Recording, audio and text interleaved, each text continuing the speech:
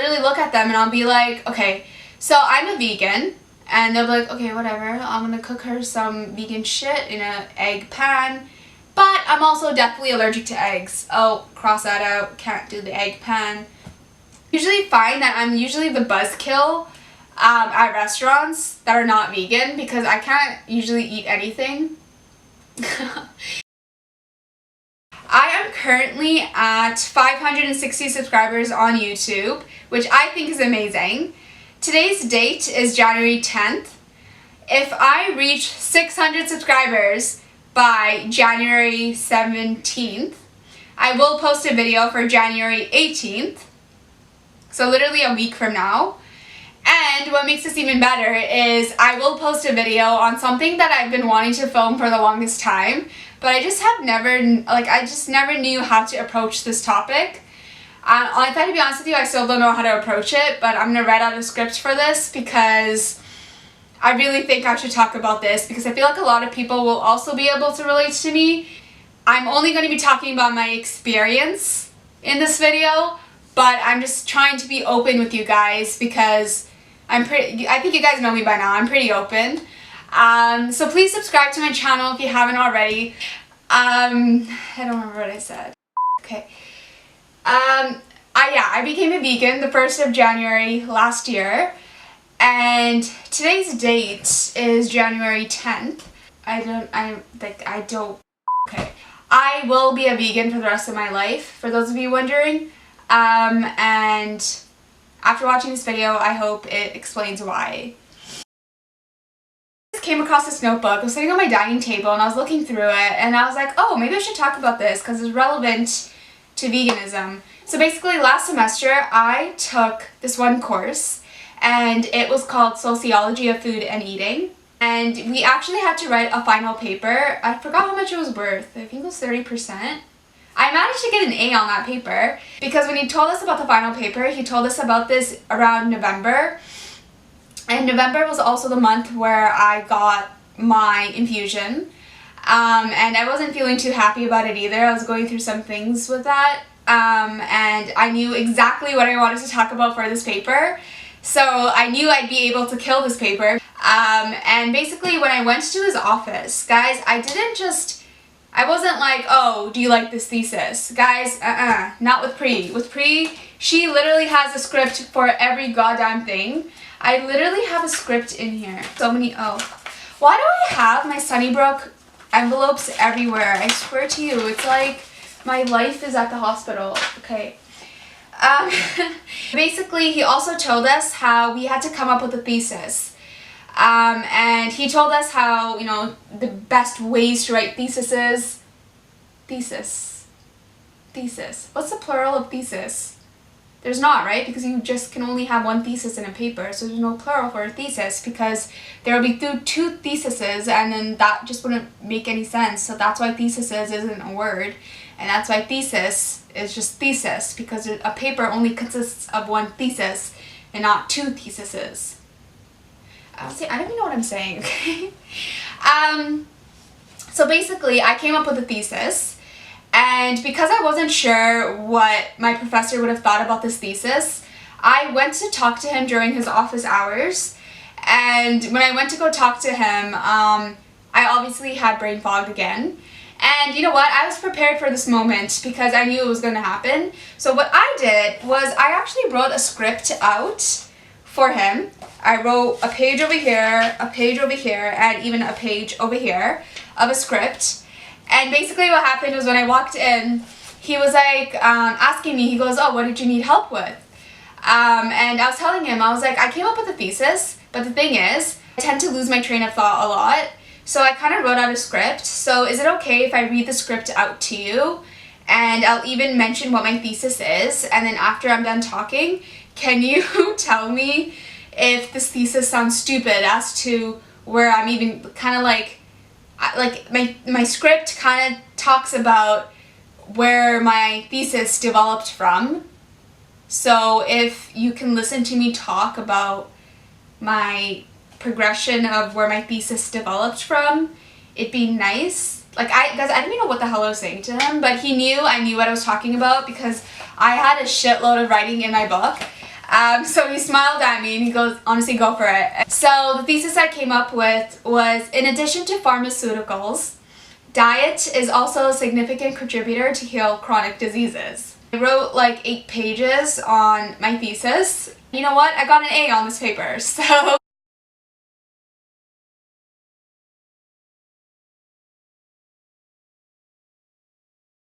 quote unquote, there was this one girl that literally got so frustrated to the point where she was like, vegans are nothing but serial killers. And guys, I was so caught off guard that someone could say something so stupid that I literally looked over at Zach and I was like, did I just hear what I thought I just heard? After people left Zach's place, Zach literally asked me, he's like, I'm surprised you didn't say anything because you're vegan. And I was literally like, how was I supposed to tell her that she was talking to a serial killer? Another thing that has been bothering me was when people have been posting things on Instagram about I think it was the bushfire that's been going on in Australia. The one thing that has been bothering me is the fact that quite a few people have been posting things of animals dying, and what I'm not understanding is, if you're not vegan, why are you even posting this? Because in my head, I don't know if it's the vegan in me talking, but it's like, if you're not vegan, it's like you shouldn't be upset about this. My question is, why is it okay for people to eat animals? So basically animals are dying because you're eating them. But why is that okay, and why is that bushfire not okay because it's killing these animals? You know, an animal dying through a bushfire, I guess it's different because that's like more of like a natural disaster. It's very unexpected. You don't expect something like that to happen, right? Whereas for someone to eat an animal, you're kind of supporting animal cruelty. Well, you are supporting animal cruelty, and it's like you're getting an animal killed. But why is it that that's okay, but when a bushfire happens, it's like a big deal?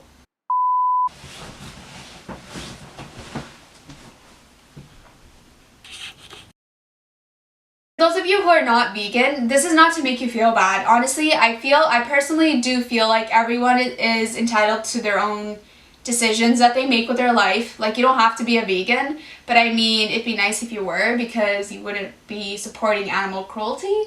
But also, just think about your health, because I just feel like everything is us over because we're eating meat, because we're having dairy, because we're having all, I don't even know why I'm saying we, because I don't even have any of that, but yeah.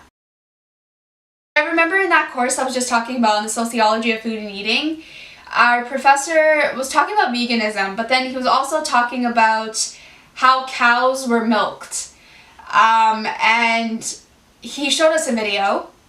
Honestly, I watched it and I had tears going down my face. And they were like waiting for their turn. Like, I remember they were like in these crates. I don't even know what it's called because I don't even support animal cruelty, so I don't even know what these things are called. But they're like in a crate or whatever, like in a circle. And these cows are literally in a circle. I don't know if they're waiting for their turn to be milked. I don't know what was going on. I don't want to know because they're probably going to be killed right after that anyways. But it was like they're waiting for their turn, just going in that circle, and it made me feel so sick. And at the end of this video, my professor literally, I think he knew I was getting so emotional, and at the end of the video, he was literally like, you know, he smiled, trying to like bring some light into the classroom kind of thing. And he was like, oh, I'm so sorry, you know, for showing this video, but it was just relevant to the course, which I completely understand. But he was smiling about it, but really, I think he was only targeting that comment at me because, let's be real, no one else in the room was a goddamn vegan. It was just me. And I mean, I usually tried to participate all the time in that class because I always had something to say. And I feel like a lot of people hated me because I would always make comments about veganism and my support for it because it's amazing. And if you're not vegan, be a vegan. If you're also vegan, please subscribe to my channel because we could both be vegans together. So I mentioned a few times how I think I'm meant to be like deathly allergic to eggs because I've been allergic to it since I was born pretty much. Like, I remember my mom telling me how she had to breastfeed me for longer because I would not eat anything.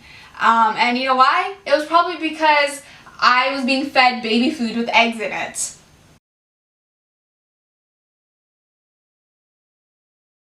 That picture you guys just saw, you know why I was crying? Because I was being fed cake. See, I wasn't an idiot, okay? My egg allergy is literally my superpower that I had since I was born. But fun fact, actually, when I was 2, I remember when my uncle was making me an egg sandwich, and I could literally smell eggs because it's very pungent. Like, you could smell it, right? Especially when it's hot. And I didn't want to eat it, but I was basically forced to eat it. And I ate it, and what happened? I just puked. And when I puked, everyone just assumed it was because, you know, I was getting sick or whatever. But the 2-year-old Pri knew that no, the eggs literally made me sick. I remember this experience. He was wearing an orange shirt, and I was wearing a gray dress. And I was literally wearing a gray dress. I remember this moment. I was wearing a hand-me-down. And my hand-me-downs came in 2s because I actually have older sisters who are twins. They're 7 years older than me. And every single time one dress broke, it was okay because I had another one waiting for me. That's how annoying it was. Allergy growing up as a kid was so painful because I never discovered any like medicine or whatever to help me with the pain that I would have in my stomach. And I actually discovered this one, I take this one thing, it's a laxative. I don't know if I'm pronouncing it right, but it helps me with my stomach, so I'll usually have that. And yeah, so just growing up as a kid, it was horrible for me because people would always cross-contaminate my food. My egg allergy is my superpower, technically, with eating vegan. Because usually when someone tells me something is vegan at a place that's not vegan, I won't believe it until my tongue does a taste test. But I'll basically just take a little taste of something, and if I actually don't taste eggs in it, I will eat it. But if I feel like I taste like a little speck of it, I won't eat it. Usually when I go to vegan restaurants, for the most part, I always go to vegan restaurants, I don't have this issue ever. But even with just asking for like a salad or asking for anything that's vegan at a restaurant, I just never trust because I just feel like anyone can just easily tell me something is vegan, but the moment you tell them that you have an egg allergy, they just somehow just really goddamn care about you all of a sudden. And it's like, oh, you shouldn't try this because it may contain eggs. Like, what does that even mean? These were the labels I pretty much ignored growing up as a kid because I didn't even know what the hell it even meant. Like, does it mean that it's gonna may contain egg? Or does it mean that it contains egg? Like, it's like, it's gonna either one or the other, right? For me, prior to eating vegan in 2019, when foods said may contain eggs or may not contain eggs or whatever, it'll either be one or the other. Like, it'll either have it or it won't. So for instance, there have been foods that would say, that would have that label, that would have the label of may contain eggs. And sometimes I'm actually able to taste the eggs, but then other times I'm not able to taste it. So it's like, it's one or the other. Like, it's so annoying because you can't win with it. But for me, it's like, it works out for me because it's like someone could tell me something is vegan, but the moment I taste something that tastes like eggs to me, I'm sorry, but that has eggs in it. Like, my allergy doesn't lie to me. Like, if I can taste it, I can taste it, and it has egg. Period.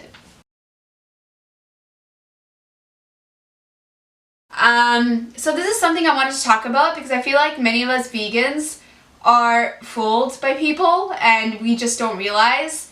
So when someone tells me something doesn't have eggs in it and if I can taste it, I'm gonna believe my word over yours. Definitely learned this the hard way.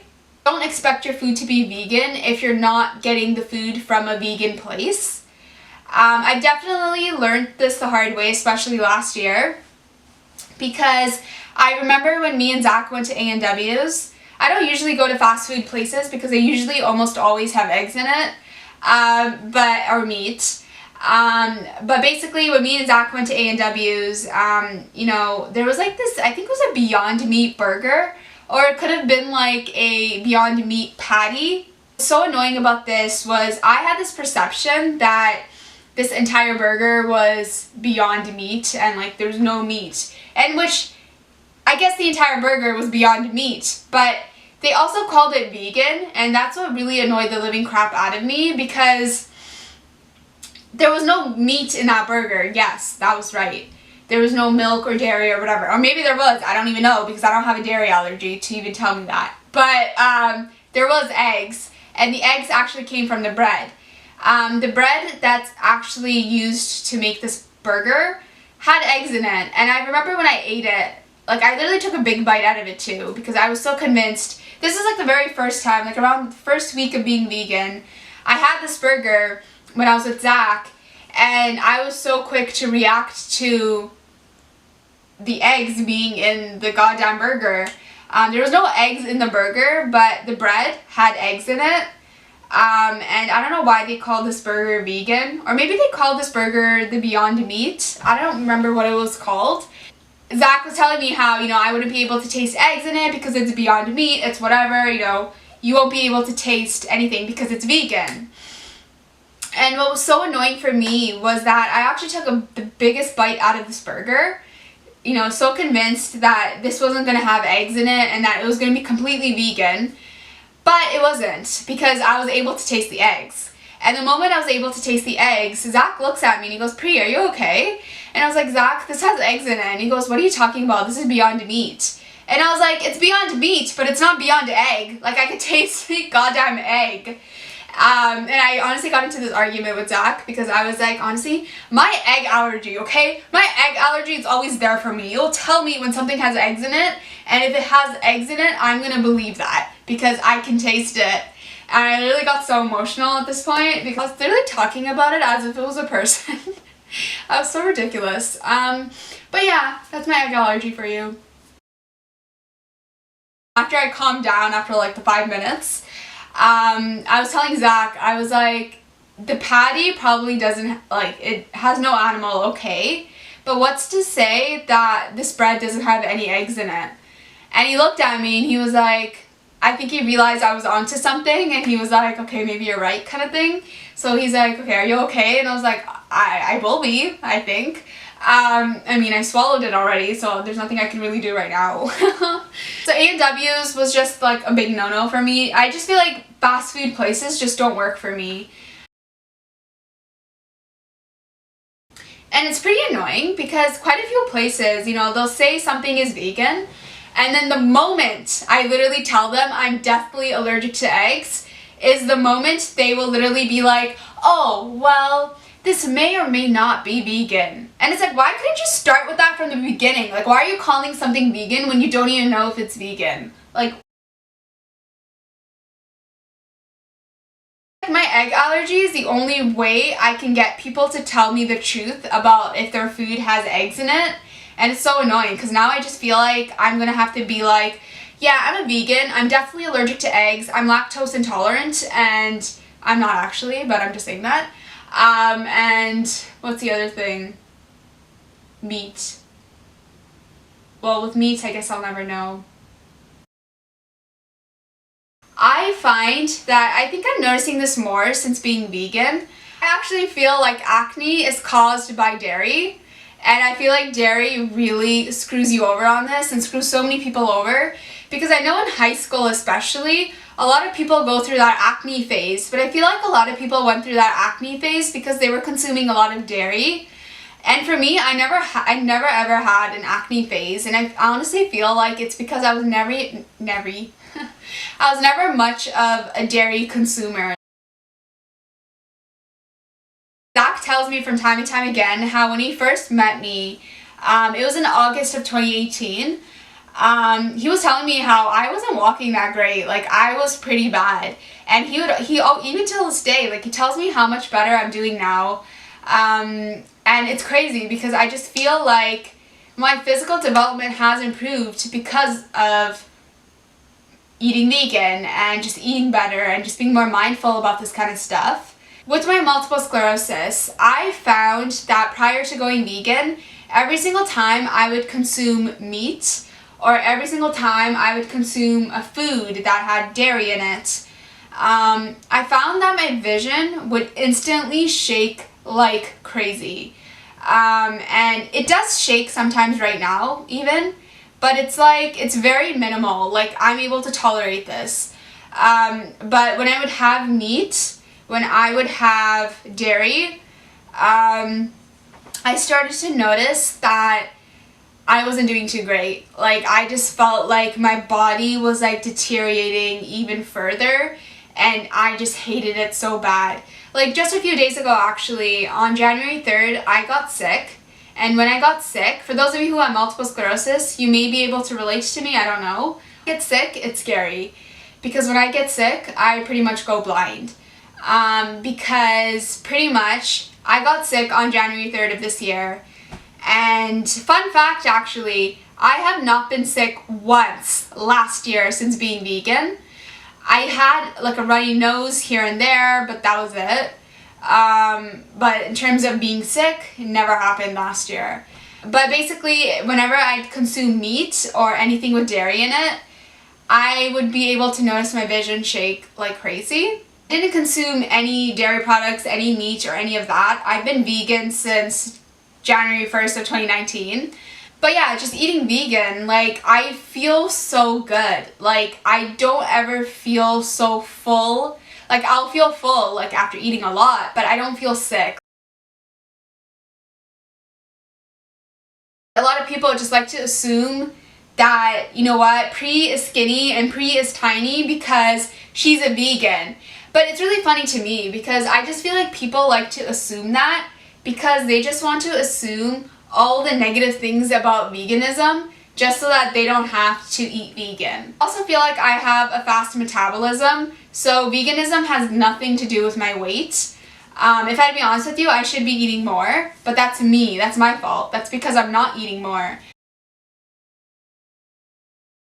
My stool, it's actually improved so much with my bladder. Like, I feel like with my bladder, the only issue I really have is wetting myself because I'm peeing.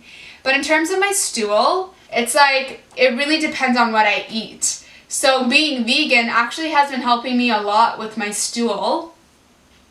So every single time I do have accidents with my bladder, it's never really been because of my stool. And it's only ever been because of my pee. And if I had to be honest with you, that's even better than my stool. I'm happy with that. I'm happy with veganism. I'm happy with where I stand today with being vegan, even having multiple sclerosis, learning all of these things that I'm learning about myself.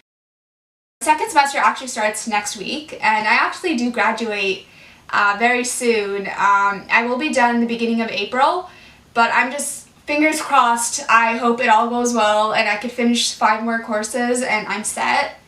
And if not, you know what, it's okay. I do know I will graduate in 2020 regardless. So if there's going to be a setback, it's okay because multiple sclerosis is literally so amazing at giving me setbacks and just pushing me back for every little goddamn thing.